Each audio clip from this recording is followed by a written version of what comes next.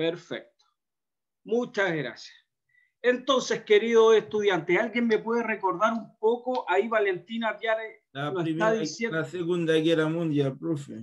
La Segunda Guerra Mundial, Wilmy, perfecto. Ahí Valentina nos recuerda sobre los dos o los tres dictadores, ¿cierto? Más bien estos tres grandes gobiernos totalitarios propios de la Segunda Guerra Mundial, ¿cierto? Como fue Hitler, si no me equivoco, en Alemania con los nazis, Mussolini en Italia con su fascismo, y por el otro lado de la vereda también habíamos nombrado a Stalin, ¿cierto? Y su comunismo en la Unión Soviética, ¿cierto? Habíamos enviado material de apoyo también que habíamos pedido que revisaran, que vieran los videos, cosa que también este trabajo, por supuesto, de aprendizaje de parte de ustedes sea también de manera autodidacta, entendiendo los tiempos con los cuales estamos trabajando últimamente. ¿Ya? Entonces ahí todos nos dicen en el chat, Yolain, Lorena, ¿cierto? Yatzer, Segunda Guerra Mundial. Perfecto. Y habíamos hablado, habíamos visto un poco, ¿cierto? Las calamidades, ¿cierto? Y toda esta catástrofe que fue nuevamente tener una gran guerra en el continente europeo, principalmente, ¿cierto? Después que se decía, ¿cierto? O se dijo, después de que el plan después de que el Tratado de Versalles, ¿cierto? Había dejado un poco establecido con los castigos a los países perdedores en la Primera Guerra Mundial, ¿cierto? Y el surgimiento de organizaciones, como vamos a ver hoy, ¿cierto? Respecto a las naciones, a la Sociedad de las Naciones o a la Liga de las Naciones, que nació también después de la Primera Guerra Mundial, cómo nuevamente el continente europeo se iba a encontrar en guerra, ¿ya? Habíamos hablado un poco del detonante de la guerra, ¿cierto? Un poco cuál había sido el resultado de la coyuntura en el mundo de estos tres grandes gobiernos totalitarios y cómo, por supuesto, fueron desencadenando en diferentes procesos y hechos históricos que nos presentaron una vez más la Segunda Guerra Mundial, nuevamente con dos bandos, ¿cierto? Habíamos hablado por un lado, teníamos como siempre a Inglaterra, Francia, ¿cierto? Estados Unidos, y por el otro lado, en la Segunda Guerra Mundial teníamos a Alemania, Italia y Japón principalmente, ¿cierto? Lo habíamos visto así, ¿ya? Habíamos un poco someramente hablado, ¿cierto? Que nuevamente el grupo de los aliados de Gran Bretaña, de Francia, de Estados Unidos y de la Unión Soviética, en este caso, habían hecho mella en la Segunda Guerra Mundial, ¿cierto? Deteniendo el avance alemán nazi y sometiéndolos, por supuesto, y llevándolos a la rendición, ¿cierto? Tanto en Alemania como en Japón, ¿cierto? Después de las dos bombas nucleares. En fin, así, ¿cierto? Nosotros llegábamos hasta ese punto en esta contextualización lineal de la historia, ¿cierto? Que estamos viendo nosotros en este siglo XX, a no perder, ¿cierto? Ese terreno, a no perder esa idea, a no dejar de contextualizar que nosotros estamos viendo, ¿cierto? Y repitiéndonos constantemente este proceso evolutivo del hombre en el siglo XX. Habíamos visto la colonización, ¿cierto?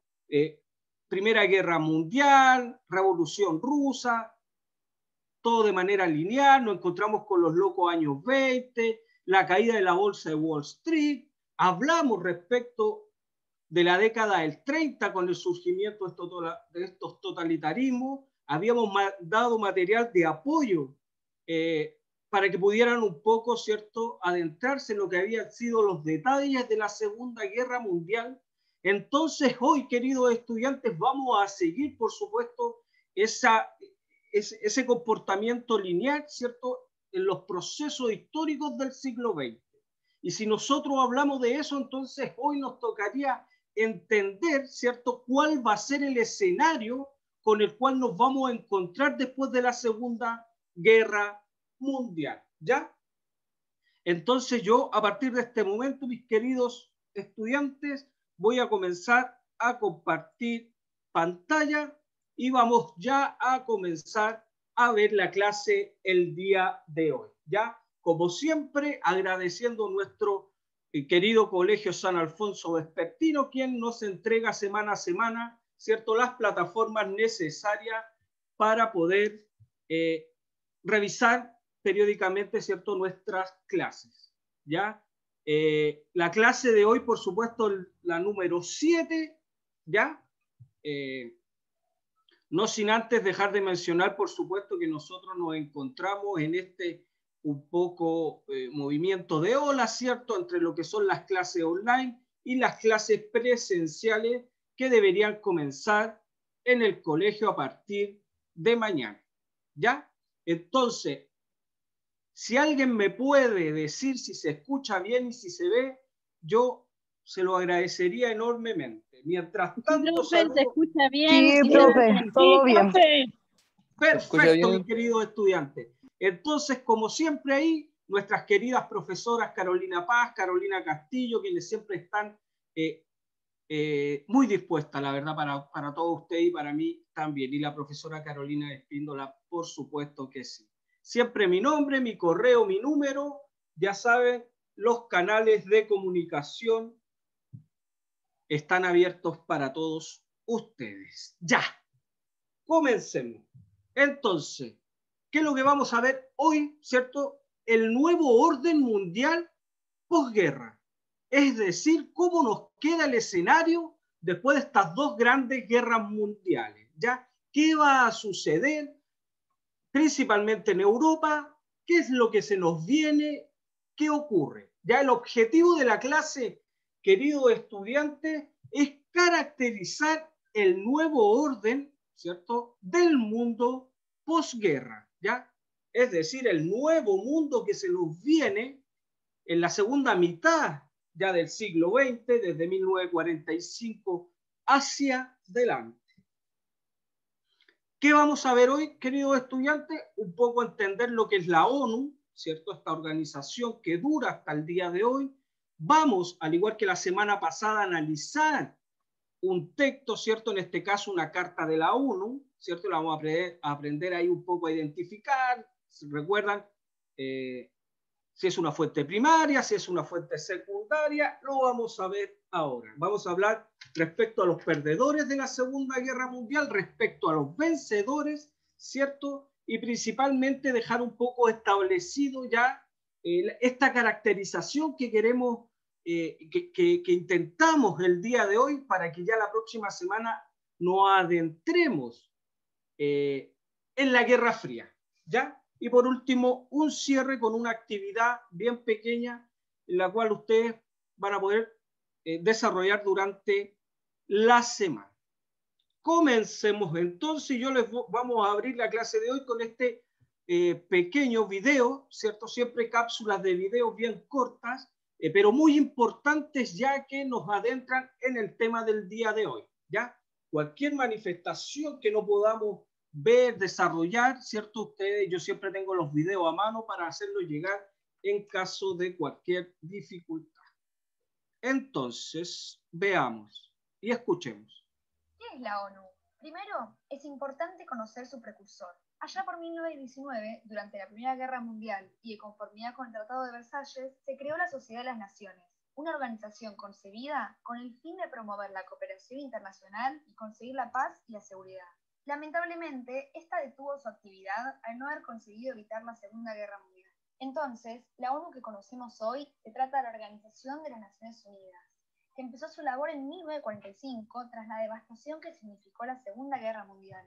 Los países volvieron a unirse de nuevo con la prioridad de mantener la paz y la seguridad internacional. Y si bien al principio eran 51 los países que lo conformaban, hoy la ONU cuenta con 193 Estados miembros. Así, desde la firma de la Carta de las Naciones Unidas hasta el día de hoy, los países parte se unieron por 5 objetivos y propósitos. El primero, mantener la paz y la seguridad internacional, lo que implica tomar las medidas colectivas eficaces para prevenir y suprimir amenazas y tratar de ajustar o arreglar las controversias o situaciones internacionales susceptibles de conducir a quebramientos de la paz. La segunda, fomentar las relaciones de amistad entre naciones, basándose en el respeto al principio de la igualdad de derechos y ante la libre determinación de los pueblos. El tercero es favorecer la cooperación internacional para solucionar problemas entre naciones, ya sean de carácter económico, social, cultural o humanitario. El último establece y estimular el respeto a los derechos humanos sin hacer distinción por motivos de raza, sexo, idioma o religión. Las Naciones Unidas no son un gobierno mundial y tampoco establecen leyes. Sin embargo,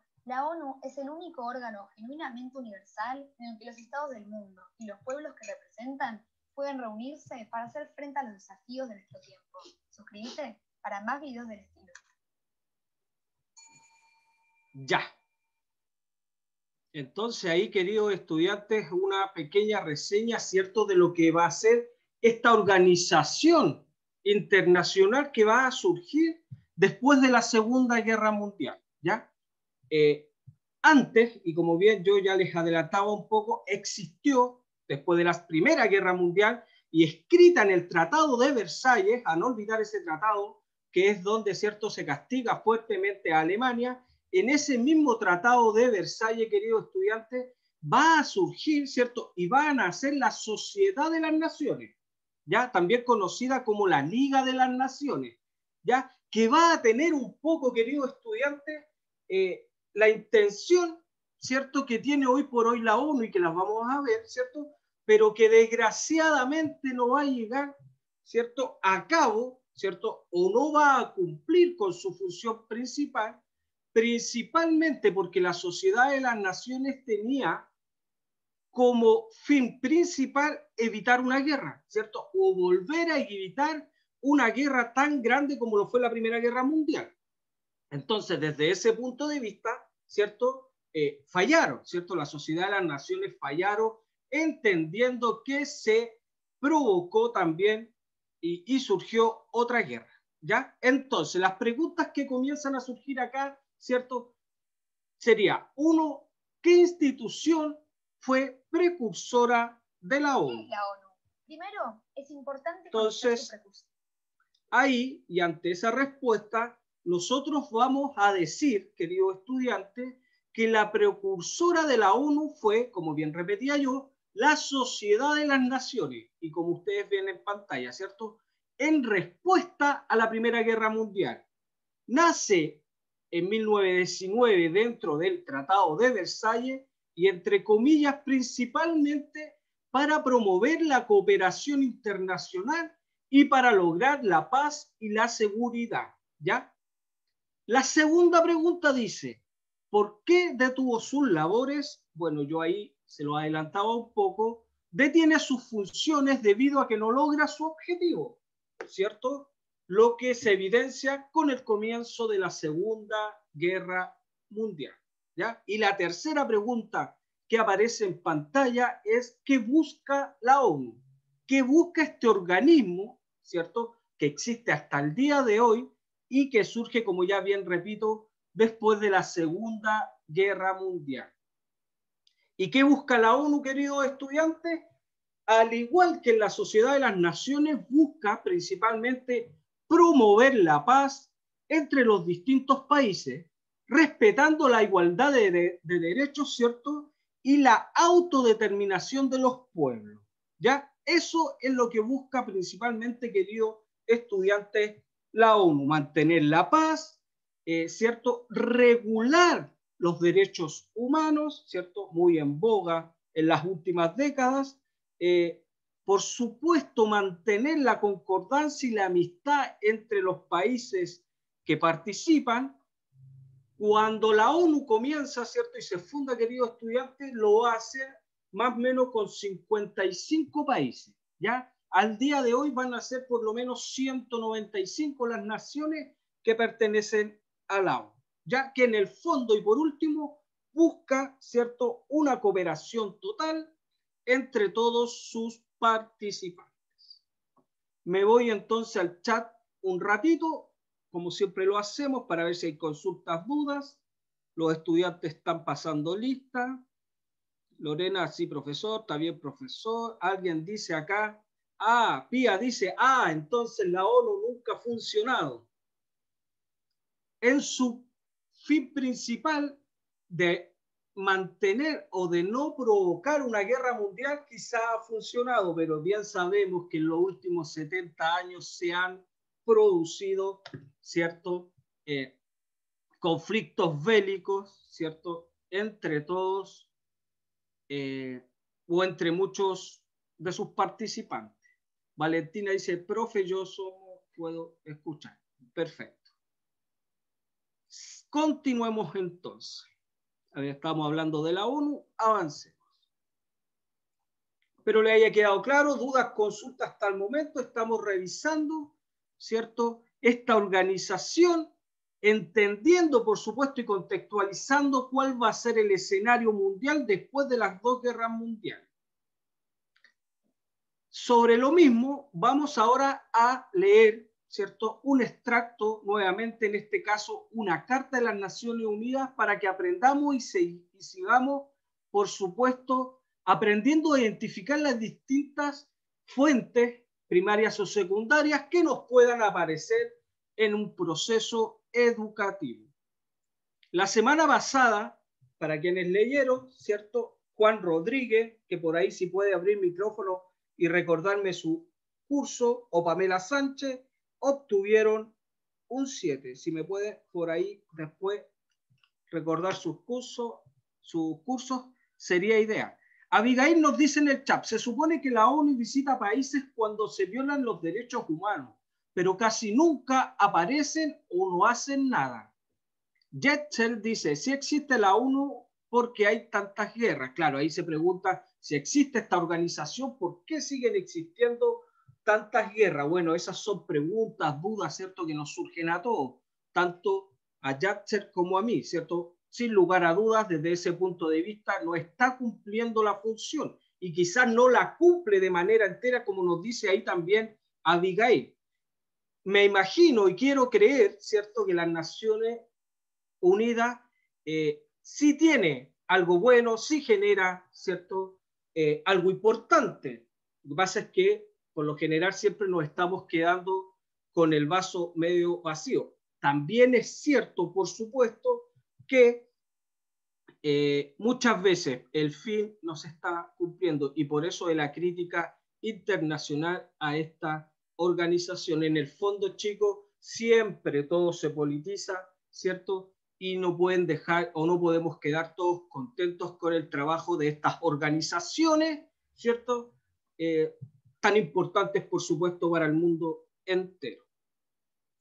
Chicos, ¿alguien que quiera leer el texto que está en pantalla?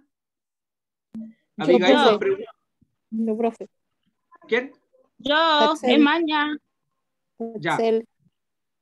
Ya, perfecto. Abigail, por último, nos pregunta en el chat, ¿existen países que no estén dentro de la organización? Sí, creo que existen un par de países que están fuera de la ONU o que se han salido, ¿cierto?, con el paso del tiempo. Araceli, se creó para mantener la paz y la seguridad. Así es, Araceli.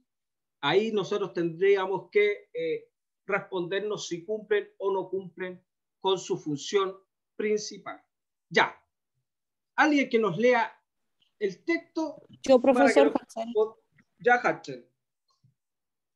Dice, nosotros los pueblos de las Naciones Unidas, resueltos a preservar a las generaciones venideras del flagelo de la guerra que 2 veces durante nuestra vida ha infligido a la humanidad sufrimientos indecibles, a reafirmar la fe en los derechos, espérese que no veo bien, no se preocupe, en los derechos fundamentales del hombre, en la dignidad y el valor de la persona humana, en la igualdad del derecho del hombre y mujeres y de las naciones grandes y pequeñas, a crear condiciones bajo las cuales puedan mantener la justicia y el respeto a las obligaciones emanadas de los tratados y de otras fuentes del derecho internacional, a promover el progreso social y a elevar el nivel de vida dentro de un concepto más amplio de la libertad, y con tales finalidades a practicar la tolerancia y a convivir en paz como buenos vecinos, a unir nuestras fuerzas para el mantenimiento de la paz y de la seguridad internacionales, asegurar mediante la aceptación de principios y la adopción de métodos que no se usará, No se usará la fuerza armada, sino en servicio del interés común y emplear el mecanismo internacional para promover el progreso económico y social de todos los pueblos. Hemos decidido unir nuestro esfuerzo para realizar designios, por lo tanto, nuestros respectivos gobiernos, por medio de representantes reunidos en la ciudad de San Francisco, han exhibido sus plenos poderes encontrado en buena y debida forma. Han convenido en la presente Carta de las Naciones Unidas y por este acto establecen una organización internacional que se denominará las Naciones Unidas. Profe, que yo estoy sin lente. No se preocupe, muchas gracias. Ya. Yo y todos los compañeros te agradecemos mucho y por supuesto también ahí tiene una calificación positiva por participar. Ya, queridos estudiantes, lo que vemos en pantalla entonces es una carta, ¿cierto?, enviada por los representantes de las Naciones Unidas después de la Segunda Guerra Mundial, ¿cierto?, y que pone o que da inicio, ¿cierto?, a esta organización. Lo que vamos a hacer ahora en 2 o 3 pasos rapidito, como lo hicimos la semana pasada, es aprender a identificar el texto. Como bien veíamos la clase pasada, ¿cierto?, 2 o 3 van a ser los puntos fundamentales para reconocer este texto. Primero, habíamos dicho que el título siempre estaba al principio, a no olvidar eso. En este caso, el título, como aparece en pantalla, es una carta, ¿cierto?, directa de las Naciones Unidas. ¿Ya? Abajo dice, autor. A diferencia de la semana pasada, en este caso no aplica o no aparece un autor, ¿cierto? Podríamos dar por entendido que debería ser, ¿cierto?, el representante de las Naciones Unidas, o podría ser en sí la organización, ¿ya? En este caso y en este texto no aparece. Chicos y chicas, cuando no les aparezca, ¿cierto?, el autor, que por lo general habíamos dicho que estaba siempre bajo el texto, ponemos, ¿cierto?, simplemente no aplica o no aparece el autor, ¿ya? Lo que sí nos aparece siempre al lado del autor, y en este caso es la fecha y lugar. La carta se firma el 26 de junio de 1945 en San Francisco, Estados Unidos. ¿Ok? En eso estamos bien. Y también, ¿cierto?, habíamos dicho o intentábamos, ¿cierto?, descubrir de qué se trataba el texto. En este caso, ¿cierto?, el texto es un texto político y social, ¿ya? Y a diferencia, queridos estudiantes, de la semana pasada, en esta oportunidad hablamos de una fuente primaria. La semana pasada era una fuente secundaria. Queridos estudiantes, ¿por qué es una fuente primaria? ¿Quién me puede responder? Porque viene de primera fuente. Es una carta, profe. La organización directa. Exactamente, porque es, ¿cierto?, una carta emanada en el tiempo y lugar, ¿cierto?, que nosotros estamos estudiando, ¿ya? Después de la Segunda Guerra Mundial, ¿cierto?, en este escenario nuevo durante el siglo XX. Entonces, eso les tiene que quedar claro.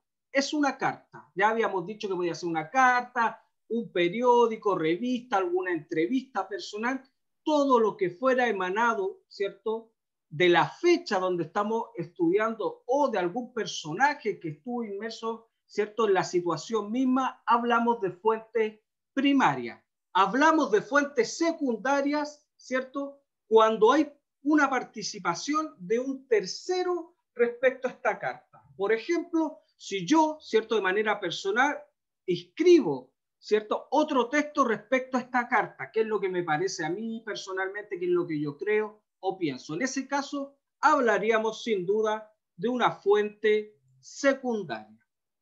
¿Ya? La fuente escrita, dice ahí en pantalla, es una carta declarativa. Por lo tanto, es una forma que tienen las instituciones, ¿cierto?, o personas de manifestar sus principios, ¿cierto?, o cómo se van a regir o qué objetivo buscan lograr. ¿Ya? ¿Dudas, consultas hasta el momento? Voy a revisar el chat, si no, avanzamos. Me parece que no hay dudas en el chat. Bueno, responden respecto a que viene de primera fuente, ¿cierto? Perfecto. Continuamos entonces. Ya. A continuación, ¿cierto? Un pequeño video también que nos va a hablar de los perdedores de la Segunda Guerra Mundial y posteriormente nosotros vamos a responder estas dos preguntas que están, ¿cierto?, al costado izquierdo. Atención, querido estudiante. La Segunda Guerra Mundial dejó al menos 36,5 millones de muertos y miles de ciudades y pueblos destruidos, de Londres a Stalingrado. En el momento de la victoria hay un momento de júbilo, un momento de euforia, pero también hay otro momento, que es el de la desolación. Viviendas, hospitales, cascos antiguos, fábricas, líneas ferroviarias se convirtieron en objetivos militares, a lo que hay que añadir incalculables pérdidas del patrimonio histórico y artístico del continente. Al acabar el conflicto, más del 80% de Varsovia eran escombros y el 43% de los monumentos de Polonia quedaron destrozados. Berlín fue bombardeada en más de 200 ocasiones. Para la población significa también ver poco a poco cómo se construyen otros edificios, cómo aparecen otros espacios donde empieza una nueva socialización, donde empiezan a hacer otro uso de esos espacios. Dresde, considerada la Florencia del barroco, perdió casi todos sus monumentos y hubo más de 500 edificios históricos dañados en Francia. Las ciudades renacieron a costa de un gran sacrificio humano y económico. El Plan Marshall, ideado por los estadounidenses, supuso una inversión de 13.000 millones de dólares de la época. Ahora, dar ayuda a la reconstrucción del país siempre y cuando ese país asuma las condiciones que el ocupante le ha impuesto.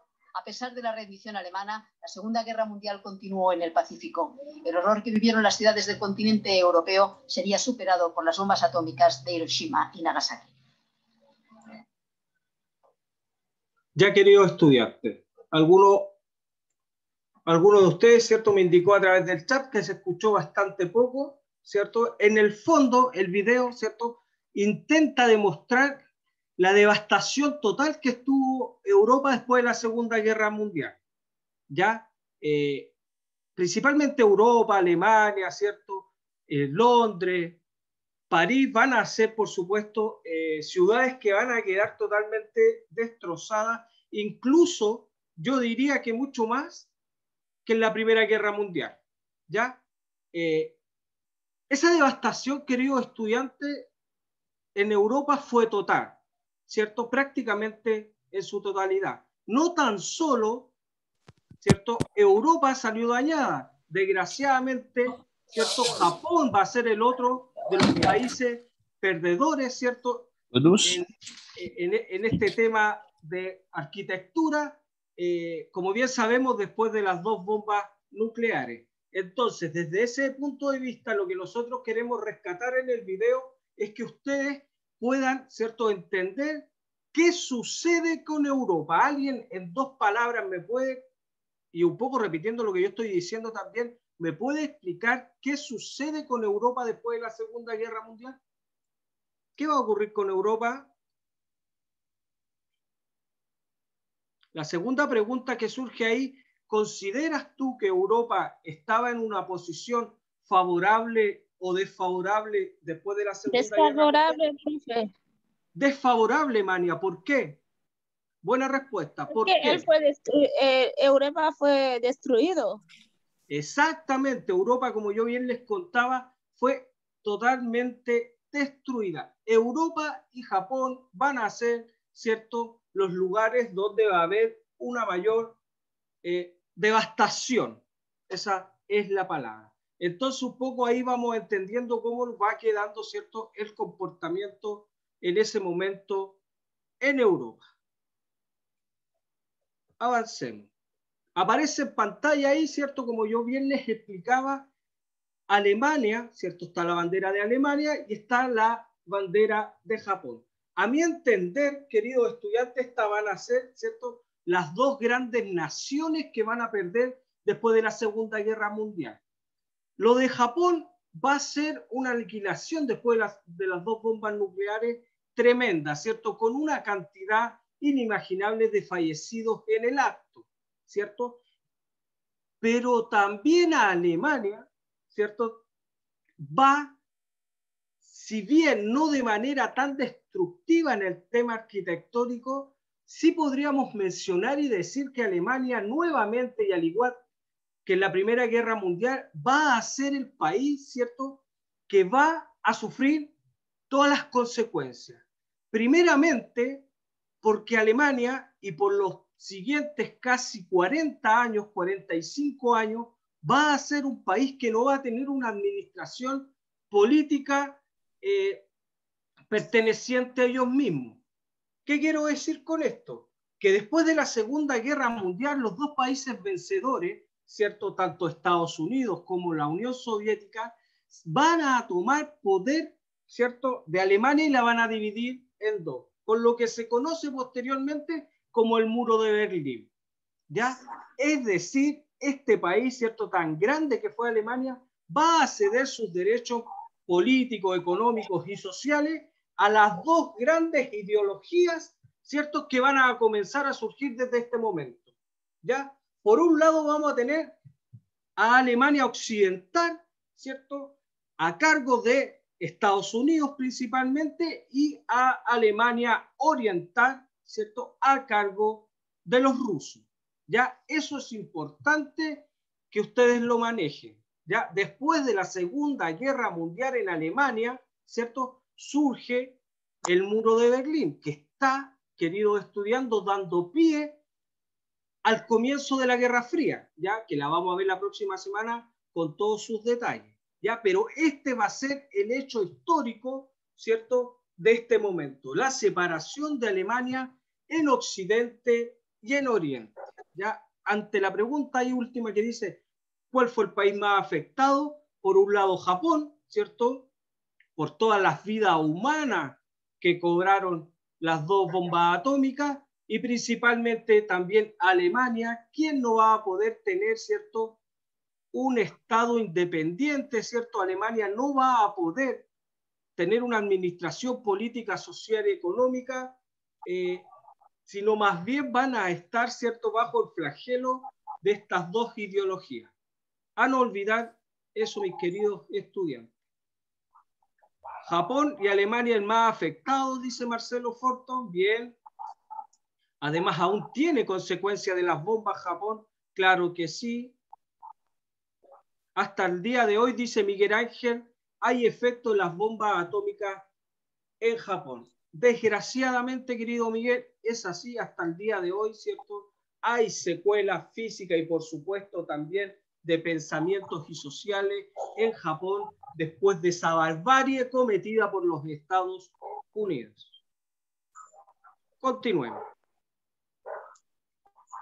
Ahora, ante la pregunta personal de que por qué las bombas atómicas, ¿cierto?, al finalizar la guerra, hay que entender, queridos estudiantes, que cuando Estados Unidos, ¿cierto?, ataca a Japón con sus dos bombas atómicas, prácticamente la guerra en Europa ya estaba terminada.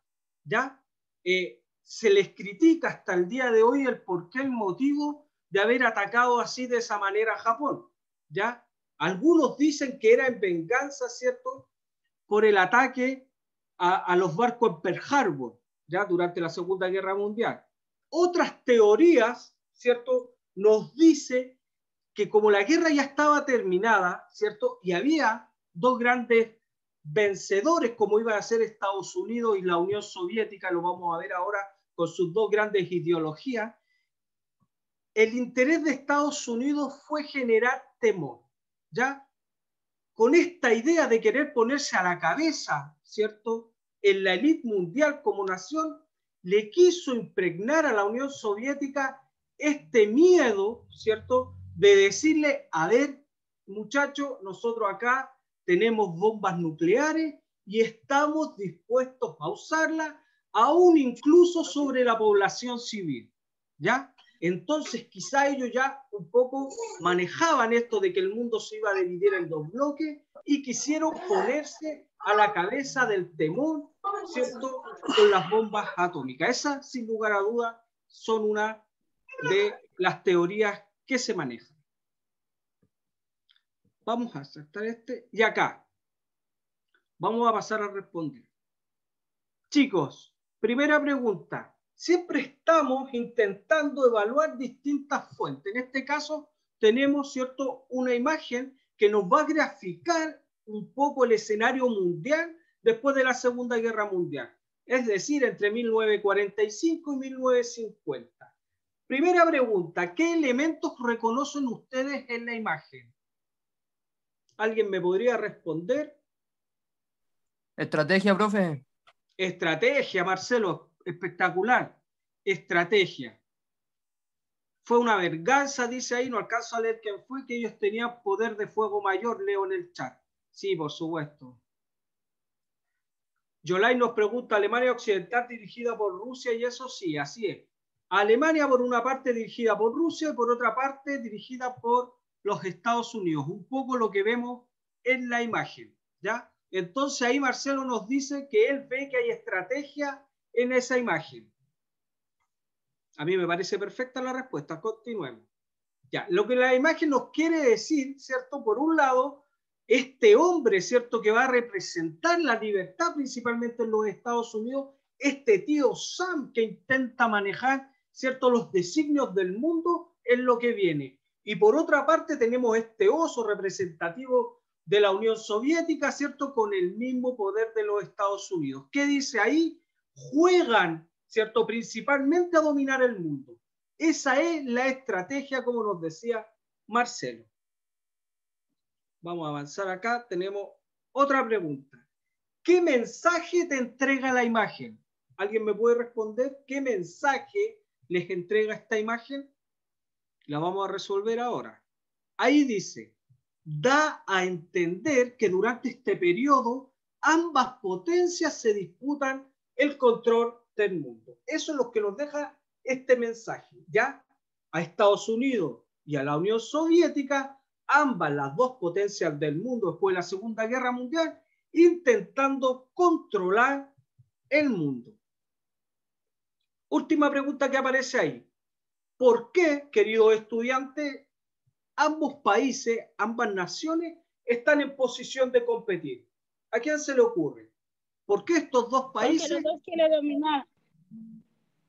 Exactamente, exactamente, porque los dos países van a ser los grandes vencedores de la Segunda Guerra Mundial, van a tener, ¿cierto?, un sistema económico alto, ¿cierto?, van a tener una fuerza militar tremenda, en definitiva, van a manejar, queridos estudiantes, el mundo, ¿cierto?, entre ellos dos, y esto es importante que lo retengan, ¿ya? Ambos países, ambas naciones, con dos ideologías totalmente distintas, ¿ya? Por un lado la democracia y el capitalismo de los Estados Unidos y por el otro lado, ¿cierto?, todo este sistema comunista que ya venía instaurándose en la Unión Soviética desde 1917 con la Revolución Rusa. Me voy al chat. Emania, porque los dos quieren responder el mundo. Marcelo, son los países más potentes en ese instante. Maricel, son dos países con gran potencia. Perfecto. Abigail, porque ambos en ese momento tienen armas y poder para poder dominar el mundo. Exactamente.